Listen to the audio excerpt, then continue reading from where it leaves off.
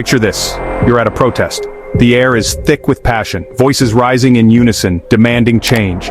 Maybe it's for the environment, fighting to protect our planet for future generations. Maybe it's for women's rights, advocating for equality and justice. Or maybe it's something a little more personal, like just because your cable bill went up again. We've all been there, right? Suddenly, a line of figures in black tactical gear appears, seemingly out of nowhere. Their faces are hidden behind masks and sunglasses, making them appear almost robotic, devoid of any human expression. No nameplates, no badge numbers, just black tape where accountability should be. It's a deliberate act, a clear message.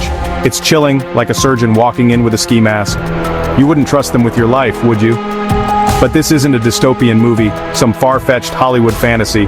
It's happening right now in American cities, playing out in real time on our streets. From Portland to New York, citizens exercising their rights, the very foundation of our democracy, are met by these anonymous, militarized police. It's a stark contrast, a disturbing image. They march in formation, a unified front, identities erased, hidden from the public, they're sworn to serve and protect. Ghosts with guns.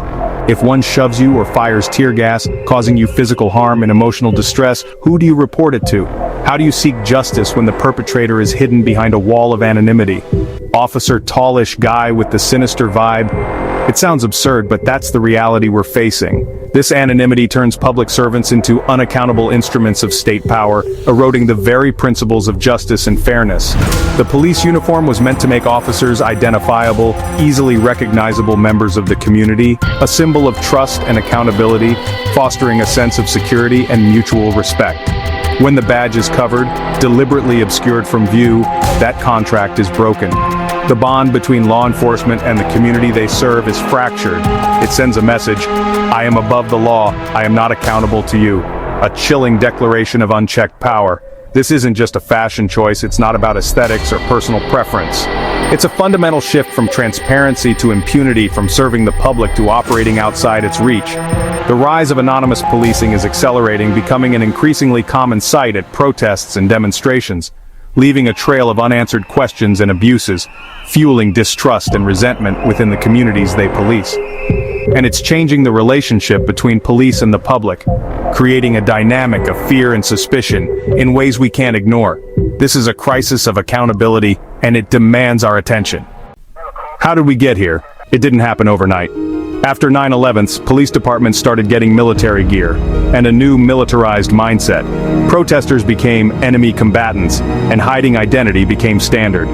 The official excuse? Officer safety, fear of doxing and harassment. But during the 2020 George Floyd protests, entire platoons covered badges and faces, even at peaceful events. A strip of tape, a morning band, a balaclava, each action excused, but together, they create a force shielded from accountability. It's a system designed to protect police from oversight, not from real harm. This isn't just theory. These are not abstract concepts debated in academic circles. The dangers are real, palpable, and have already manifested in deeply troubling ways. In Portland, 2020, during a period of intense social unrest, protesters were grabbed off the streets by unidentified federal agents in unmarked vans. Mark Pettibone, a peaceful demonstrator, was forcibly pulled into a van by men dressed in military fatigues, individuals whose identities remained concealed. He was left in a state of utter confusion and fear, unsure if his captors were legitimate law enforcement or simply kidnappers operating with impunity. When officers are anonymous, shielded from accountability by the absence of identification, your ability to seek justice when wronged effectively disappears.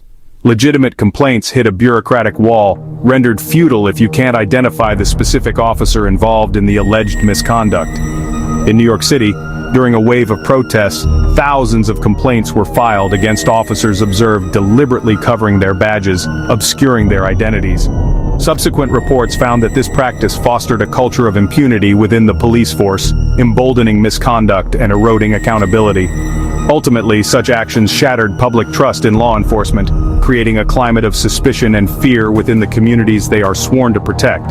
And it's not just during protests that this anonymity poses a threat. Imagine the unsettling scenario of a routine traffic stop conducted by a masked, unidentifiable police officer. This culture of anonymity insidiously seeps into everyday policing, blurring the lines of accountability and transparency. It risks turning public servants who are meant to be guardians of the community into faceless enforcers, detached from the people they serve.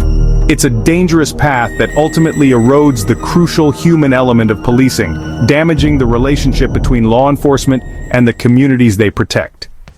Civil rights groups like the ACLU and Amnesty International call anonymous policing a direct threat to democracy. They argue a police officer's identity is public record, essential for oversight. Reports document widespread abuses, protesters injured by police who can't be identified. Policies requiring visible ID are rarely enforced. Penalties are trivial. This sends a message: the department will look the other way. The impact is worst for communities of color, who already face systemic discrimination.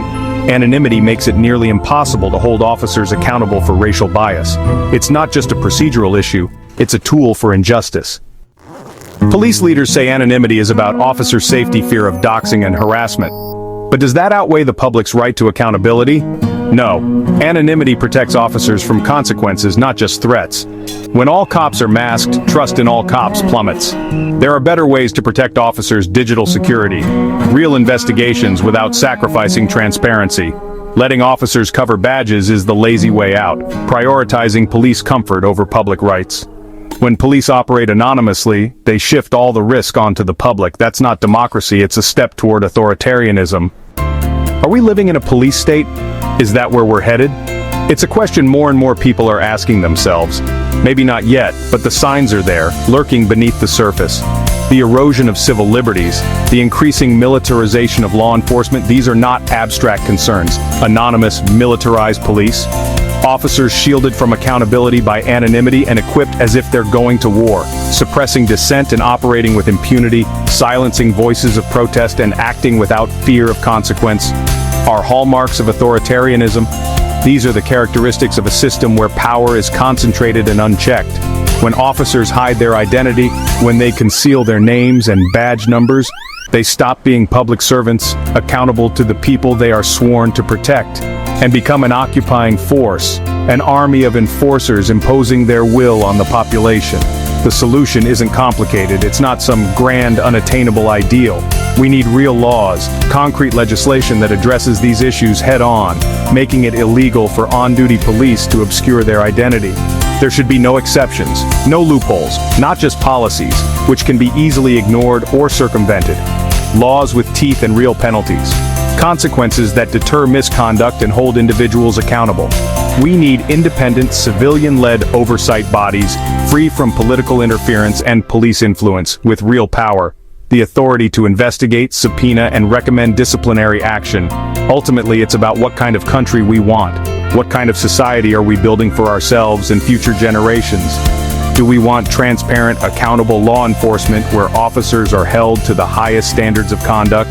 Or faceless, unaccountable force?